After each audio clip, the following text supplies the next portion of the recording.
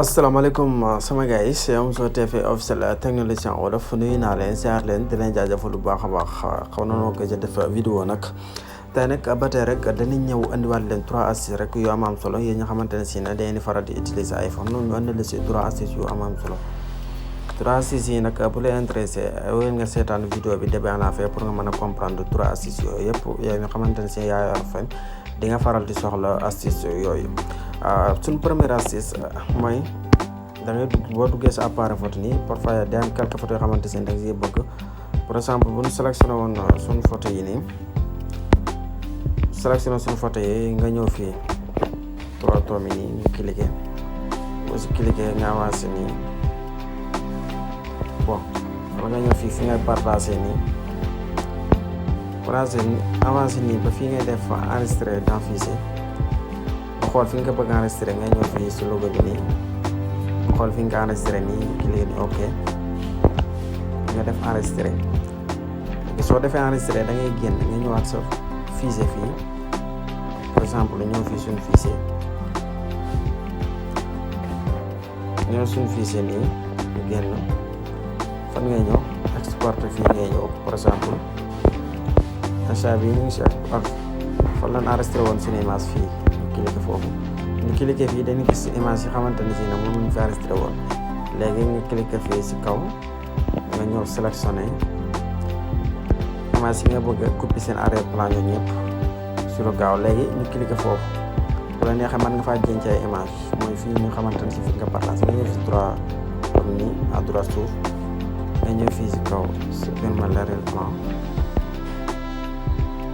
automatiquement day daal di supprimer ndoo arrière-plan photo yëpp voilà gis nga day daal di supprimer ndoo arrière-plan yëpp boo xoolee gis arrière-plan yëpp da koy daal di supprimer ndoo te en plus boo xoolee original yi da nga ko siy fekk boo ñëw fii suuf da nga fi fekk original yi xamante ne si na enregistré woon def voilà loolu moo nekk suñu première astuce tey dañuy génn ñëw wala suñu deuxième astuce dañuy ñëw réglage. boo ñëwee réglage naka ngay def pour yokk sa volume téléphone bu fekkante ne dafa suufee parfois dañ koy jot ay question naka ngay def pour yokk sa volume téléphone loolu boo ko bëggee c'est très facile fenn ngay ñëw da ngay ñëw accessibilité fii soo ñëwee accessibilité nga avancé ne ba suuf nga ñëw si appareil bi boo ñëwee nga activé lii nii compatible ay appareil nga activé ko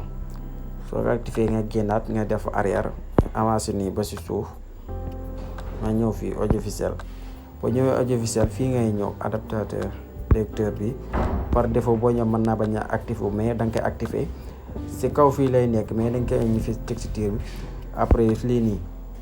day wàññeeku fii mën nga ko xëcc fii ba si kaw fort bi nii nga bàyyi ko si boo ko defee nga def arrière nii voilà def arrière nga ñëw si fan appareil musique bi nii nga cliquer ko foofu nga ñëw ko indiqué fii si ti niw bi nii lii ñu la wax soo ko defee di nga remarqué sa appareil son bi dina gën a yokk volume bi dina gën a yokk bu gaaw a gaaw dina yokk bu am solo léegi dañuy ñëw suñ troisième astuce encore suñ troisième astuce ba tey fan ngay ñëw accessibilité fii ngay ñëw soo ñëwee accessibilité affiché fii le texte léegi fan nga ñëw traduire la transparence lii lan la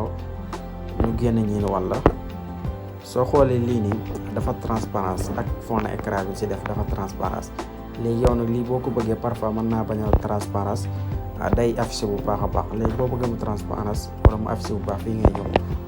kan fi la wax nii par exemple ñu cliquer si nii gis nga day fees nii quoi boo xoolee mi ngi nekk nii benn gris si ginnaaw nii léegi boo bëggee mu transparence nuru ak fond écran bi ñu ñëw fii nga désactivé ko automatiquement da ngay daal di gis ne day daal di transparence quoi voilà j'espère que na gars yi astuce bi leer na di leen wax rek ngeen wéy di abonné tey aimé vidéo yi baax a baax di leen dig daje à la prochaine vidéo